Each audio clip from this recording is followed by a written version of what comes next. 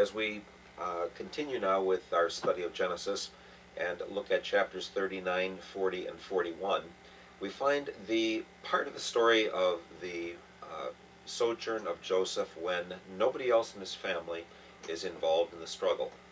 He's there by himself. This has often been called a wisdom story because Joseph seems to be a very wise young man.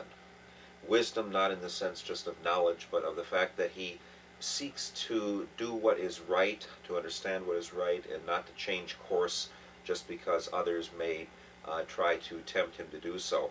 And so we have really, first of all, the story of the temptation of Joseph, as this section is titled, but then interpretation of dreams for two servants of Pharaoh, and then interpretation of a dream that's given in two different forms to Pharaoh himself. Joseph has come down to Egypt, and he is bought by a man named Potiphar, who is in the service of the Pharaoh. Might mention the fact that the word Pharaoh is actually the word for big house. So the Pharaoh, the name refers to the fellow who lives up in the big house up there. The people would never come close to their Pharaoh. They thought that the Pharaoh was actually a god, or would become one when he died. And it was very common that when people came before royalty in the ancient world, they would actually come kneeling or crawling, or would lay themselves flat down on the ground. They were never to look directly at the eyes of their leaders in many of these situations. That would be a sign of hostility. And they put themselves in a position where when they came before their Pharaoh, their king, their future deity, that deity, that king, that Pharaoh could put his foot on their neck, and they would submit, and either he could lift his foot off, or he would stomp down real hard and kill them. So they put themselves in a completely exposed position, which is really what we do when we pray. We come before God and we offer ourselves to God not because of merit or worthiness in us, as Luther talks about it, but because God himself has invited us to come. So anyway, in terms of this story itself, the wife of Potiphar, first of all, is enthralled with Joseph. She sees this good-looking young fella, and she wants to have him. The very interesting phrase that comes here already is, how can I do this great wickedness and sin against God? If you'll remember, when Abraham went down to Egypt, he acted as if God was still back in Canaan. And so he had to make plans for himself of how he would take care of himself. The Pharaoh at that time had no interest in knowing who God was. The Pharaoh at the time of Moses would not either. But here, we're going to have a little bit different setting. First of all, for Joseph, as he says he does not want to do this great wickedness and sin against God, that he is aware of the fact that God is a God of people and not a God of place. It's not as if God is stuck in church and everywhere else people are on their own. I had an opportunity from time to time when I performed weddings in the congregation I served in Michigan to have to lock up the church when everyone else had left. Very often there were not many people from the congregation at the wedding. And I can remember a couple times I would get to the reception and walk up to get something to drink, and some of the young fellows who were at the wedding were telling dirty jokes for who knows what reason. And they would turn around and they would see me with my collar on. They'd say, "Oh, excuse me, Reverend, we didn't know you were here." And what they were thinking was, well, in the church, that's where you're supposed to be holy, but God doesn't come to these other places. Well, the truth of the matter is the earth is the Lord's. And so wherever God is, that's where, or wherever people are, that's where God is as well. The people wouldn't always think that way, but Joseph is at least aware of the fact that he would be sinning against God by taking another man's wife and having sex with her, particularly, of course, since he himself was not married either, and the chance for that was probably not very good, and he would certainly get in trouble, and he knew that if he would have sexual relations with her. Well, the spurned woman, the phrase, hell hath no fury like a woman scorned, comes true here in a way as well. He runs away so fast that he leaves his robe. You got to wonder about this poor fellow Joseph, because he always seems to be losing his coat. He had this coat with long sleeves, and that gets taken away from him, and now he loses his coat again. Um, Poor fella, he just can't seem to keep a coat on his back. But anyway, he gets caught for this. One must wonder whether or not Potiphar really did not believe Joseph. Because what would keep a very powerful, important official from killing a slave? The fact that even though he is angry that he spares his life may indeed be the fact that he knew what his wife had been up to, but in order to save face, he certainly is not going to get rid of her. He gets rid of Joseph, and probably loses much of his happiness at the same time. You'll notice how every place that Joseph goes, after he gets to Egypt, not necessarily before, but after he gets to Egypt, he can run the household of Potiphar very well. Then he runs the household of the prison, and then he runs the household of the entire country. The wisdom that comes from God gives him the administrative abilities to make some sense of how to make good plans, and he suggests those plans to the Pharaoh when that proper time comes. But at this point, Potiphar says, except in the matters that I personally determine for myself, everything is under your control, please take care of it, and has no concerns or worries. If someone always has to be checking up on how a person is doing, they've already put the wrong person in the job. And if you get the right person in the job, you know they're doing a good job. You don't have to worry about whether they are or not. And the other kind of problem comes up then, as most administrators who are good at their job will mention, that if you do a good job, nobody ever notices. They only notice when things aren't going well.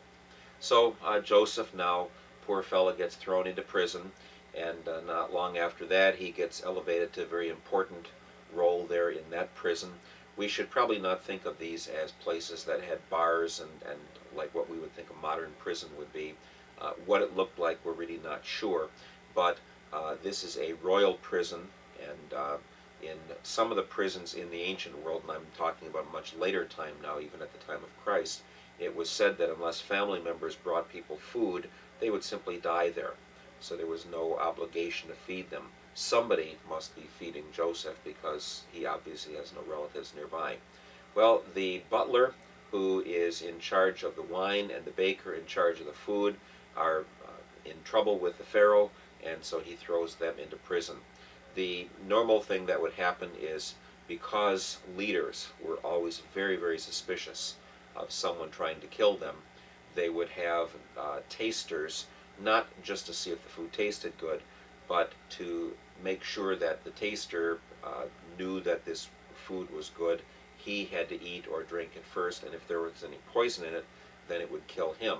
So the fact that the butler has the dream about the grapes obviously says that he's in charge of the wine, and he has these three clusters of grapes, and then the grapes get squeezed out into the cup, and he remembers that dream the next morning. And the baker, that there are three containers for bread, and the top one then the birds eat from.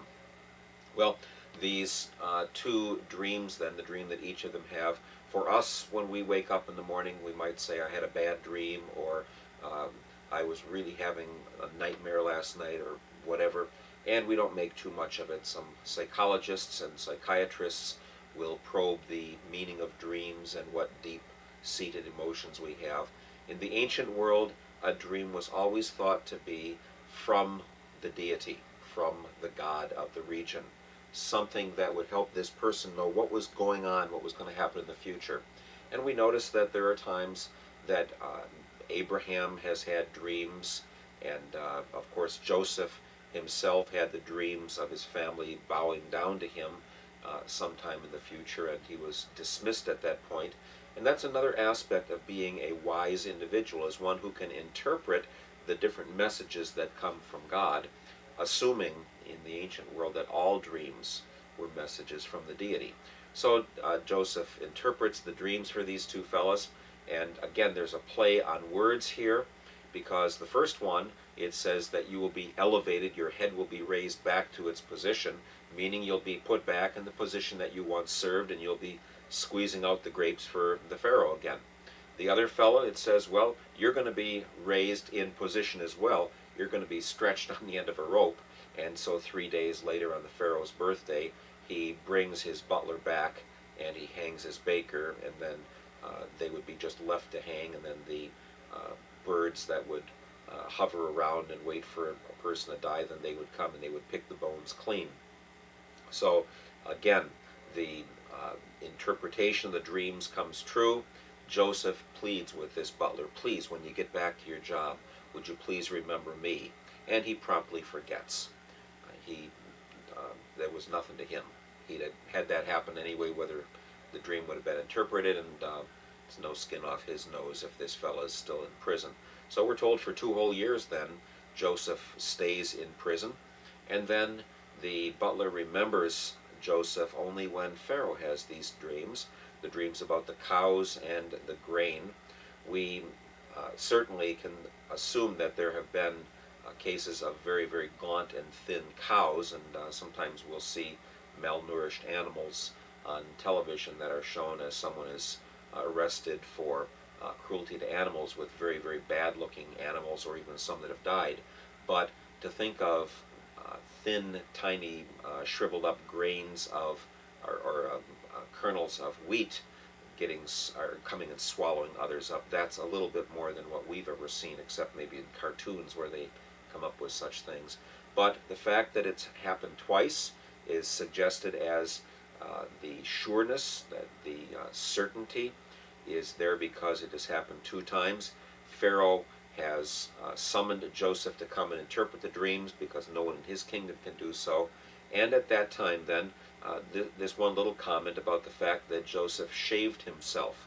In the ancient depictions of the peoples from different countries, those who came from the region around Canaan, and the Egyptians called the land of Canaan Retenu, Retenu, and there were people called Sashu who would live around there, people who were kind of wandering and nomadic people as well who were mentioned in the area.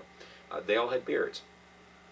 So you can quite easily tell people from other countries in Egypt because the Egyptians are clean shaven, except maybe for a little goatee or something like that. And so before Joseph comes before the Pharaoh, he shaves and gets himself presentable as Egyptian to Egyptian. You'll notice, because of the fact that Joseph can come and then rise in power as he interprets this dream, that something's a little bit different. And historically, what's different about all this is probably during the time of what's called the Second Intermediate Period. The Egyptian history goes back to about 3100 BC, and it's called the Old Kingdom, and then there's the First Intermediate Period.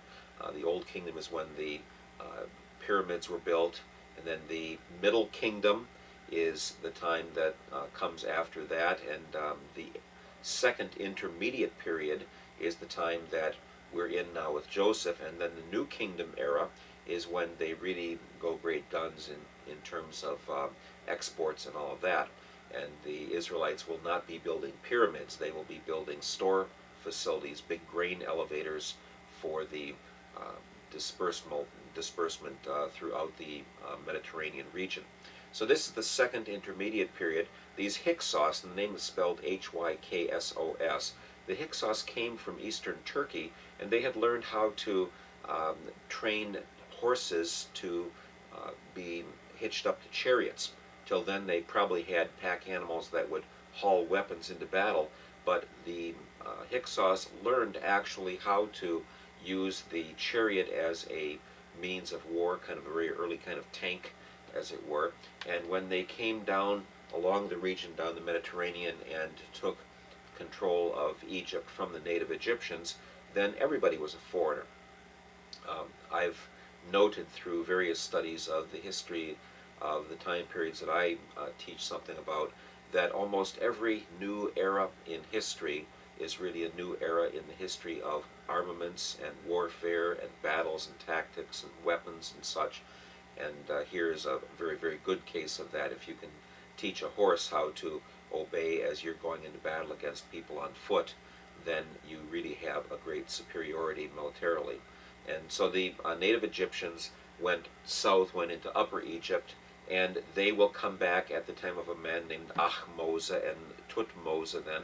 They will come back some century or so later, and then they had learned how to train these horses as well. They saw what the Hyksos had done to them, and so their descendants come back and will take over at the time when it will say that there's a Pharaoh who arose over Egypt who did not know Joseph and his family.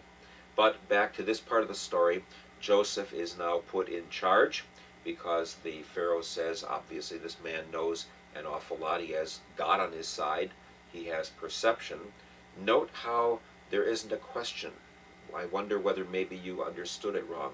The interpretation seems so clear that the Pharaoh immediately says, I'm going to put you in charge, Joseph. He's about 30 years old, which is the age of adulthood in a good bit of the ancient world when they finally thought that they could be on their own. And as Joseph goes through the 7 years of plenty, they gather a full 20%, kind of a double tithe, except from the priests. The priests are not forced to give any of their land over or the crops in the same way. The priesthood always has had a rather special kind of a role in owning land and things like this in the ancient world. But anyway, they gather the grain and put it in storage cities and are preparing for the famine that's going to come in the next 7 years. Probably a famine connected with the lack of the water of the Nile rising. Egypt is called the gift of the Nile, and because of the flooding, the people would have had great crops, and there's silt that would be washed down every year to refertilize and strengthen the soil. So at this time then, probably the Nile is just not flooding, and they even had something called a nilometer, a meter that would measure how high the Nile came each year, and they'd be able to pretty much predict what kind of crop they would get on the basis of how high the water rose in the fall of the year. I might mention that because when the rains come in Africa, they don't all fall on mountainous regions where it's cold. The flooding of the Nile takes place in the fall, whereas the Tigris and Euphrates, which is up around that flow in and around Iraq, the moisture falls as snow up in the Caucasus Mountains and in that region of the southern part of south of Russia, and so that will not melt until the next spring. And so you have different New Years depending on whether the Egyptians are in control or the Mesopotamian peoples are in control. So you have a New Year that can begin in the fall of the year, and also a New Year that can begin in the spring, obviously tied to the raising of the crops. So Joseph is put in charge. Right after this, we're going to find his brothers have to come down like everyone else in the world did. But there's also a little hint that goes all the way through these stories that God's with Joseph, and that is perceived, and those who bless him themselves will be blessed. This comment from way back in Genesis 12, those who bless you I will bless, those who curse you I will curse, and through you there will be a blessing to all nations. Obviously, many more people are spared and saved and given some food because of this forethought of Joseph in interpreting the dream, and thousands, maybe millions of people were able to stay alive because that food had been stored up, and they were very careful since they needed 14 years food with only 7 years in the crop. As we continue, we are reminded once again that God is watching over his people wherever they are, and that there are no sacred or holy places, but that everywhere where God sees his people, that's where he dwells with them, and finds ways to guard and protect them and give them strength in the times that they have to face. In some ways, every one of us is a new Joseph, one who sees certain things come in life that we do not want, and turns of life that we are not happy with, and yet God says, I am with you even in those. And it does not take long in Joseph's case, where God watches over him and elevates him to a very important position. May we remember that as we continue our study at this time. God's continued blessings to you. Thank you.